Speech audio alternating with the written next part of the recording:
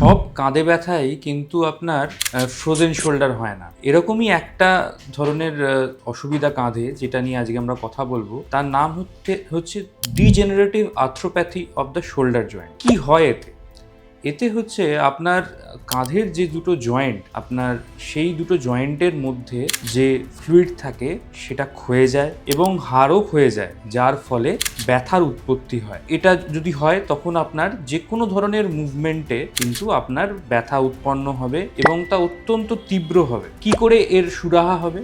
প্রথমত আমরা কিছু ওষুধ দিই যাতে এই ডিজেনারেশনটা আটকে যায়। তার পরবর্তীকালে আমরা যখন একটু ব্যথাটা কমে তখন বিভিন্ন ফিজিওথেরাপি বা ব্যায়ামের মাধ্যমে সেই জয়েন্টটাকে আরেকটু সচল করে দিই এবং থার্ড স্টেজে আমরা এই কাঁধে ইনজেকশন দিই। প্রথম যে ইনজেকশন থাকে সেটা হচ্ছে ডিজেনারেশন আটকানোর ইনজেকশন, এবং তারপরে যে চতুর্থ স্টেপে যে ইনজেকশন থাকে সেটা কিন্তু রিজেনারেটিভ ইনজেকশন, যেটা দিয়ে আপনার যেটা ক্ষয় হয়েছে সেটাকে খানিকটা ফিরিয়ে আনতে পারি আমরা এই রিজেনারেটিভ থেরাপি দিয়ে।